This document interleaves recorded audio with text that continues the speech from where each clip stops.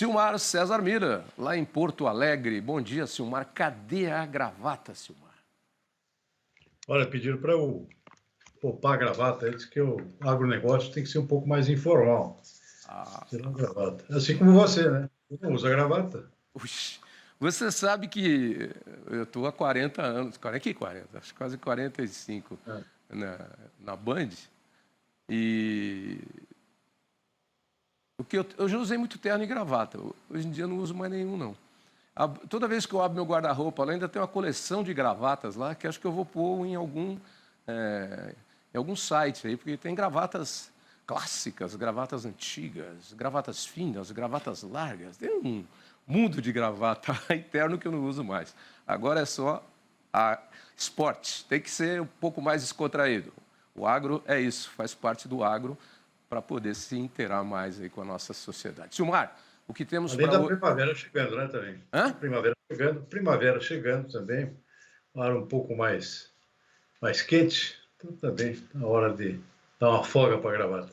Primavera é uma estação legal. Eu gosto da primavera e gosto do outono, porque o sol incide lateralmente. Então, forma as figuras das imagens, tudo, fica com uma silhueta que é muito bonita, inclusive nas fotos que você faz. Isso no outono e na primavera.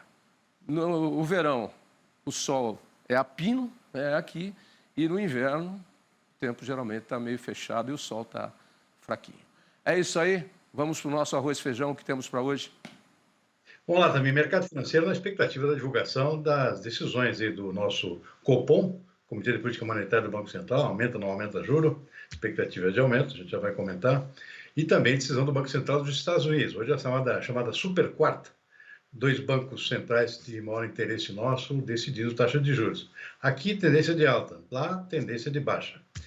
E o mercado reflete isso na expectativa, ou seja, o dólar, por exemplo, operando com queda nesse momento, 0,3%, R$ 5,47, mercado de câmbio no Brasil nesse final de manhã de quarta-feira.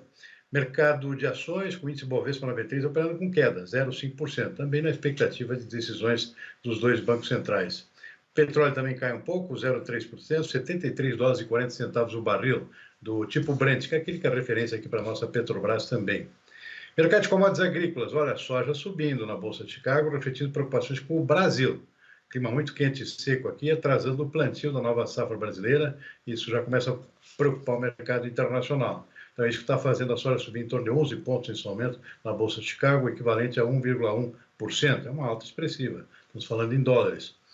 Na contramão, o milho estava caindo no início, subindo no início do dia, caiu, e agora volta a subir um percentual pequeno, pouca oscilação no milho na Bolsa de Chicago.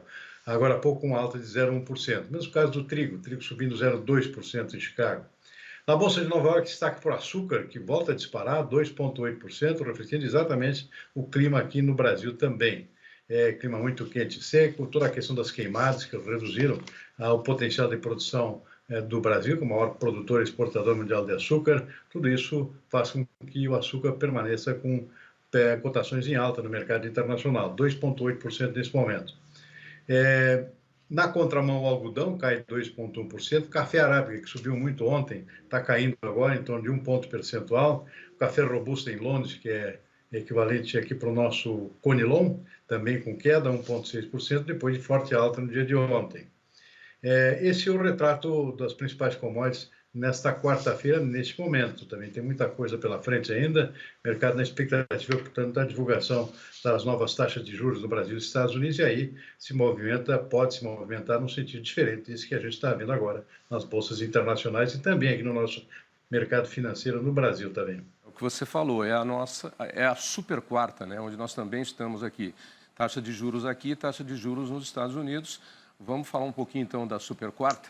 O mercado financeiro espera decisões opostas para as taxas de juros do Brasil e nos Estados Unidos nesta super quarta. Lá nos Estados Unidos, o otimismo toma conta do mercado financeiro. É quase unanimidade entre os agentes de que vem uma redução da taxa de juros no país no anúncio de hoje. Analistas por lá enxergam que o Federal Reserve está num momento de otimismo cauteloso e deve reduzir a taxa de juros em 0,25 ponto percentual. Os mais otimistas já falam numa redução de 0,5 ponto percentual no anúncio. Já aqui no Brasil, o mercado espera um movimento contrário por parte do Copom. A inflação dos serviços básicos se mantém em níveis elevados e a inflação de bens industriais voltou a crescer. Por isso, já se espera um aumento de pelo menos 0,25 ponto percentual na taxa Selic neste mês, levando o indicador para 10,75%, movimento que pode se repetir nas próximas reuniões e levar a taxa de juros no Brasil em até 12% até janeiro do ano que vem. Bom, Silmar, baseado no que vinha acontecendo, a gente já mais ou menos tinha cantado essa bola aí, você inclusive adiantando em detalhes. Essas são as previsões para esta super quarta, menos juros mais baixos nos Estados Unidos e aqui já alavancando a decolagem para o final do ano? Desde a semana passada, essa expectativa não mudou, a expectativa é exatamente essa, a tendência aqui de um leve aumento de 0,25 na taxa do Brasil, para 10,75, 10,50 atualmente.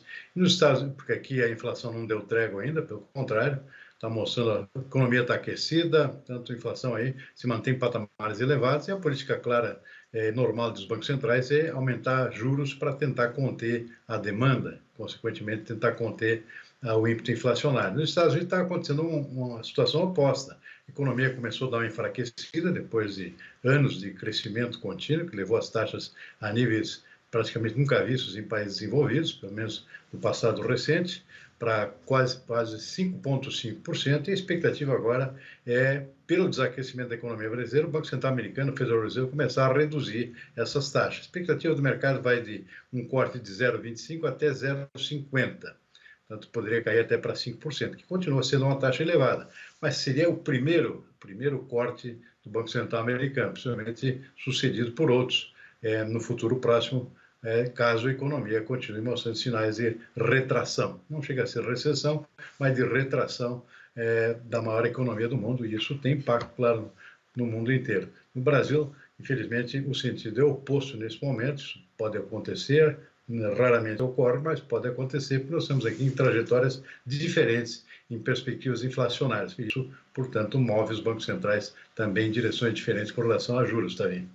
Pois é, o dinheiro ficando mais caro, você que tem algumas informações a mais da gente, alguma previsão já de a quanto isso pode chegar no final do ano, ou depende ainda de alguns fatores? Isso. Mas algumas bolas já estão cantadas, né? O próprio mercado já vem antecipando não só um aumento substancial ainda esse ano, ou seja, depois desse aumento previsto para hoje, mais 2 possivelmente até o final do ano. Então, o ano terminaria lá com uma taxa em torno de 11,75 ou algo parecido. Ou seja, vai aumentar muito ainda até o final do ano, caso a inflação continue mostrando sinais de continuidade. E nos Estados Unidos é o sentido oposto, né, como eu comentei. E já os especialistas ouvidos pelo próprio Boletim Focus do Banco Central já antecipam, inclusive, uma taxa de juros maior também no ano que vem. Havia uma expectativa de queda para 10 pontos percentuais redondos, já se prevê 10,25. Ou seja, para o ano que vem também o mercado já está nivelando para cima a expectativa de juros, Tavinho, infelizmente. Você que nos assiste aí, tem zíper, o bolso da sua calça? Fecha, né, Silmar? Não deixa o dinheiro sair não, meu amigo. E não vai fazer dívida daqui para frente, não. Abre o olho porque o dinheiro está ficando caro.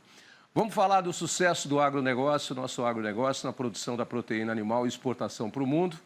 Se já vai bem, vai ficar melhor ainda, hein?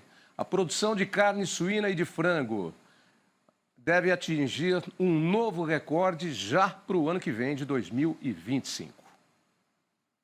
A demanda aquecida e os custos de produção mais atrativos para os criadores podem resultar numa produção de 5,45 milhões de toneladas de carne suína, 15,5 milhões de toneladas de carne de frango e 9,8 milhões de toneladas de carne bovina no ano que vem. Resultados positivos que se refletem ainda na diversificação dos destinos das exportações do Brasil. Além da China, que já é um mercado tradicional para as nossas proteínas animais, também há aumento das vendas para os Emirados Árabes Unidos, para a Rússia e para as Filipinas. Como diz aí um famoso apresentador de televisão, não para, e não para, né, Silmar? Exatamente. Bom, são projeções iniciais da Conab para o próximo ano, né? Ainda muito prematuras, mas que refletem uma certa tendência aqui, uma tendência, por exemplo, de retração no rebanho, mudança de ciclo pecuário, rebanho deve cair no ano que vem, rebanho bovino em torno de 1,8%, produção de carne bovina, consequentemente, também cai, 4,3%, mas a exportação segue avançando, por retração do próprio consumo interno, ou seja, cai a produção, mas não cai a exportação. Essa é a expectativa da Conab. A exportação deve continuar crescendo, 2,5% para 3.660.000 toneladas em números redondos. Isso para carne bovina. Para a carne suína de frango, uma perspectiva diferente, crescimento tanto na produção quanto nas exportações, ou seja, uma sequência de recordes que a gente já vem assistindo nesses dois setores. Chama atenção especialmente um desempenho mais positivo da carne suína, que tem mostrado uma ampla recuperação já desde o ano passado, a tendência de aumento de 5,4% na produção, um rebanho aqui para 46 milhões de cabeças de suínos e uma expectativa de crescimento de 3% nas exportações, para 1.270.000 toneladas. No caso de aves, um crescimento também, mas um crescimento menor. Na produção, 2,1%, na exportação, 1,9%, mas é um setor que já atinge o mundo inteiro, mostra recordes sucessivos aqui na produção, portanto, também cresce um pouco menos.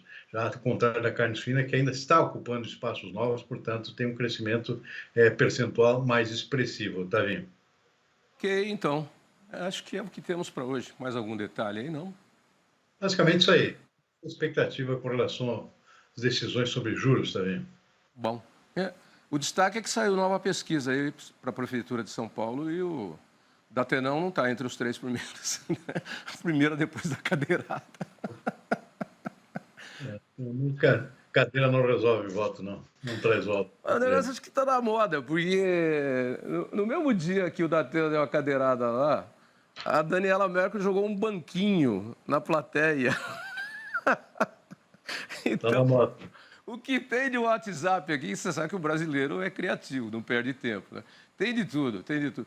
Tem um até que é legal, que então, todos são legais, mas tem um que diz assim, mostra, se o Datena fosse um pastor de alguma igreja, o culto seria as pessoas todas com a cadeira aqui na cabeça, cantando algum hino e batendo na rua.